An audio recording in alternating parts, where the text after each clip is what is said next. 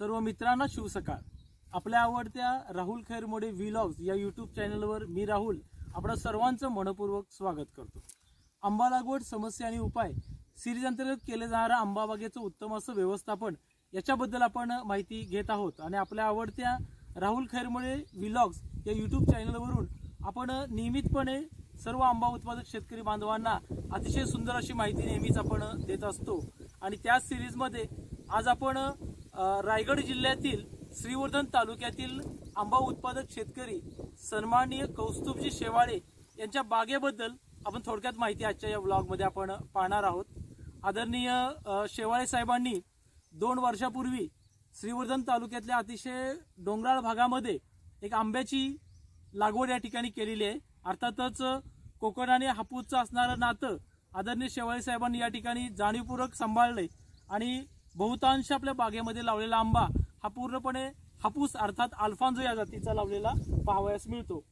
समोर आपण स्क्रीनवरती आपण जे झाड पाहतो आहोत अगदी 2.5 वर्ष वयाचं असणारं हे झाड आहे आणि आपण क्लिअरली पाहू शकता की या झाडाला झालेली फळधारणा आपण इथं प्रत्यक्ष पाहू शकतो। स्क्रीनवरती आपल्याला जवळ जो आंबा दिसतो आहे हा आंबा या ठिकाणी अल्फांजो अर्थातच हापूस आंबा आहे आणि त्याचा आकार आता साधारणपणे 60 ते 70 ग्रॅम इतक्या वजनाचा झालेला आहे। तर अशा तयार झालेल्या फळाला आपण फ्रूट ग्रोथ बॅग आपण कशी लावली पाहिजे याचं प्रात्यक्षिक आज आपण आपल्या या व्लॉगच्या निमित्तानं आपण घेतो आहे। अर्थातच या झाडाच्या खोडामधून ज्या ठिकाणी हा देठ बाहेर आलाय अर्थातच त्या देठाची उंची किंवा देठ जो आहे तो पूर्णपणे लांबलचक या ठिकाणी झालेला आहे आणि अशा स्थितीमध्ये फळाचं असणारं वजन 60 ते 70 ग्रॅम आहे। अशा स्थितीत आपण त्याला या ठिकाणी आपण फ्रूट ग्रोथ बॅग आपण लावतो आहोत। अमेझॉनवर किंवा आपण कृषी सेवा केंद्रामध्ये आपल्याला ह्या फ्रूट ग्रोथ बॅग इझिली आपल्याला अवेलेबल होत असतात। ही बॅग लावण्यापूर्वी काही या ठिकाणी महत्त्वाच्या गोष्टी मी तुम्हाला सांगू इच्छितो। फळाचा आकार जर अति लहान असेल आणि अशा जर फळांना आपण जर बॅगिंग केलं तर त्याच्यामध्ये पुन्हा त्याच पिशवीमध्ये त्या फळाची गळ होण्याची शक्यता नाकारता येत नाही आणि म्हणूनच जोपर्यंत आपण स्क्रीनवरती पाहतो आहोत त्या आकाराचा म्हणजे साधारणपणे 60 ते 70 ग्रॅम आकाराची कैरी ज्यावेळी तयार होते अशाच वेळी हे बॅगिंग आपण करायला पाहिजे। हे बॅगिंग करत असताना मी असे म्हटलं की वरील बाजूला असणारे देठाचे जे खराब भाग आहेत ते आपण या ठिकाणी प्रूनरच्या साहाय्याने काढलेले आहेत आणि आता आपण त्याचं प्रात्यक्षिक बघतो आहे आपण की आपण जी बॅग आपण वापरतो आहे ती बॅग इतर साध्या बॅग स्पेसच्या तुलनेमध्ये ही जरा डिफरंट बॅग आहे।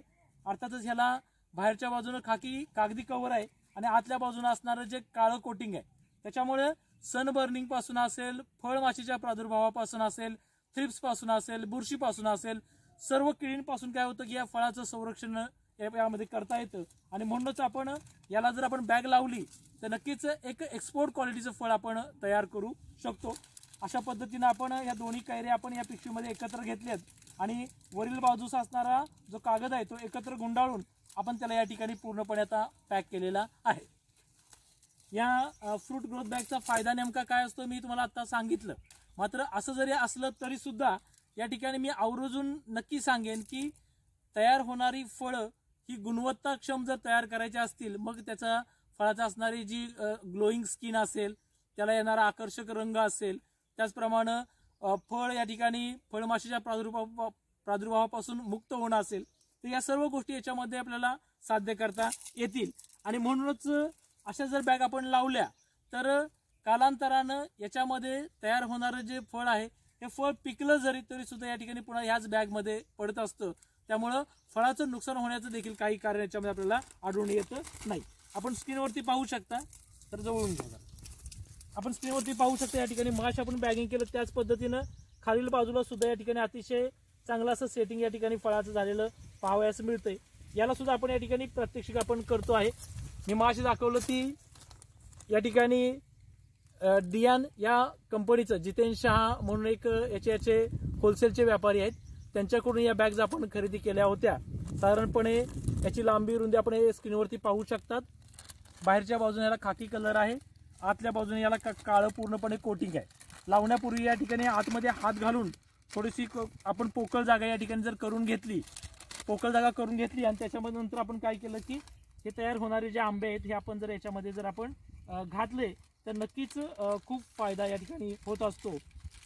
आणि कोकणामध्ये हापूस आणि उर्वरित महाराष्ट्रामध्ये तयार होणारा केशर, जर ह्या दोन्ही फळांना जर विदेशी मार्केट आपल्याला जर उपलब्ध करून घ्यायचं असेल तर आपण झाडांची निगा जशी राखतो, म्हणजे अर्थातच आपण स्क्रीनवरती पाहू शकता या झाडाला आपण केलेले कावपेस्ट असेल, कावपेस्टचं ॲप्लिकेशन असेल, त्याचबरोबर हे झाड निरोगी राहावं म्हणून याच्यावरती वेळच्या वेळी केलेल्या बुरशीनाशक आणि कीटकनाशक फवारण्या असतील किंवा नवीन सेटिंग या ठिकाणी व्हावं म्हणून आपण त्याच्यावरती 05234 केलेली फवारणी असेल, या सर्व गोष्टींचं जर आपण योग्य जर नियोजन केलं तर नक्कीच आपण आदर्श अशी बाग या ठिकाणी आपण करू शकतो.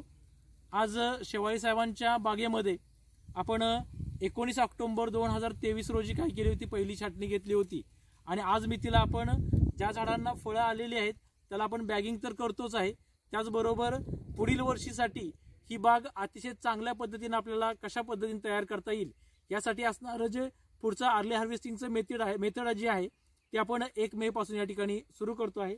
अर्थातच शेवाळी साहेबांच्या या बागेमध्ये आपण विविध प्रकारच्या जातींची लागवड करायचा सुद्धा मानस या ठिकाणी आपण घेतलेला आहे.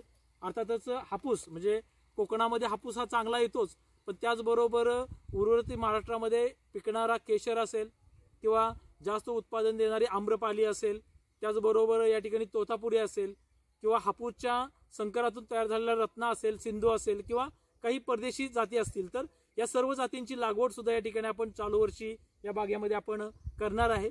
रायगड जिल्ह्यामध्ये अतिशय सुंदर असं हे ठिकाण आहे. समोरच्याच बाजूला या ठिकाणी अरबी समुद्राचं चांगलं असं दृश्य दिसतं आणि ह्या नैसर्गिक वातावरणामध्ये या ठिकाणी असणारी ही बाग खरं तर एक चांगलं असं लोकेशन आहे. भविष्यात जर आपण कधी इकडं रायगड जिल्ह्यामध्ये श्रीवर्धन तालुक्यामध्ये आलात तर आदरणीय शेवाळी साहेबांचा संपर्क क्रमांक मी या ठिकाणी आपणास नक्की द्यायचा प्रयत्न करेन. आपण सर्वांनी या ठिकाणी नक्की यावं आणि या छानशा बागेला आपण भेट द्यावा अशी या ठिकाणी विनंती करतो. धन्यवाद.